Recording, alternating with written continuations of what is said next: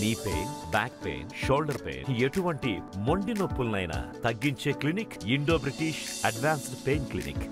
Congress party ఈ ఎన్నికలకు సంబంధించి ఎమ్మెల్యే, ఎంపీ స్థానాలకు గాను కాంగ్రెస్ పార్టీకి వచ్చిన అప్లికేషన్లు దాదాపు 1500.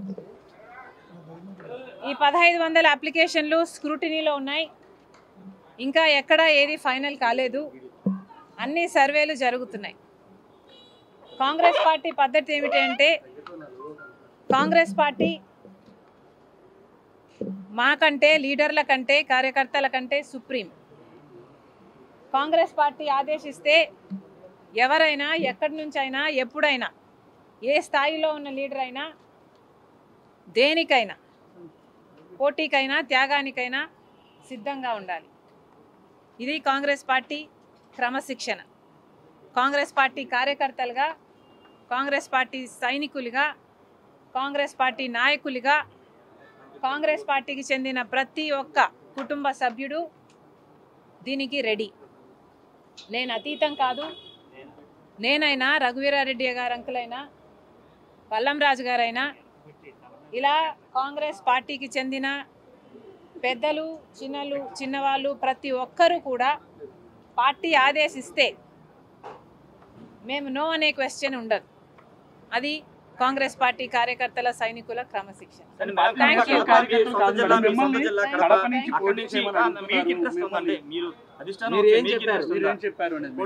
కాంగ్రెస్ పార్టీ ఆదేశిస్తే నేనైనా, రఘువీరారెడ్డి అంకులైనా, పల్లంరాజు గారైనా ఎవరైనా పోటీకి సిద్ధం కావాల్సిందే. కాంగ్రెస్ పార్టీ ఆదేశిస్తే ఎవరైనా పోటీకి సిద్ధమే. మాలో కాంగ్రెస్ పార్టీ కుటుంబంలో ఉన్న ఎవరైనా సిద్ధమే. మేడం సజ్జల గారు కామెంట్ చేశారు మొన్న రేవంత్ రెడ్డి చేసిన వ్యాఖ్యల మీద. రేవంత్ రెడ్డి కానీ షర్మిల కానీ పగటి కళ్ళకు అంటున్నారు, రాత్రి కళ్ళకు అంటున్నారు. అవి నిజమయ్యే కళ్ళ కాదని ఒక కామెంట్ చేశారు. ముఖ్యమంత్రి గురించి మీరు ముఖ్యమంత్రి సజ్జల గారు సమాధానం చెప్పాల్సింది రాష్ట్రంలోని సమస్యల గురించి. సజ్జల గారు సమాధానం చెప్పాల్సింది రేవంత్ రెడ్డి గారు అక్కడ ఎందుకు వచ్చారు, ఏం మాట్లాడారు అన్న విషయం గురించి.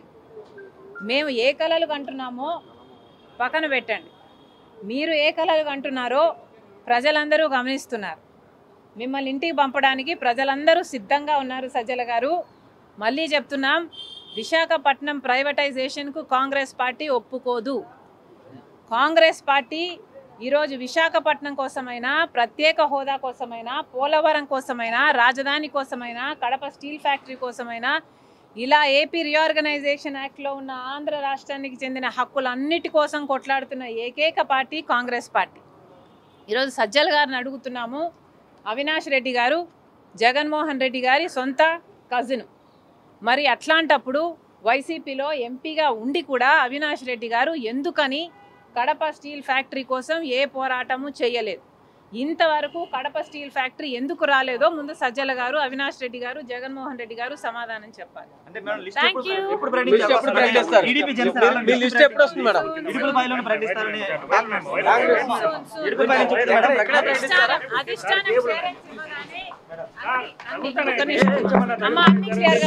అన్ని క్లారిటీ వస్తుందమ్మా. Thank you. మరిన్ని వీడియోస్ కోసం ఛానల్ ని సబ్స్క్రైబ్ చేయండి. లేటెస్ట్ అప్డేట్స్ కోసం వాట్సాప్ ఛానల్ ని ఫాలో చేయండి. అండ్ లింక్ డిస్క్రిప్షన్ లో ఉంది.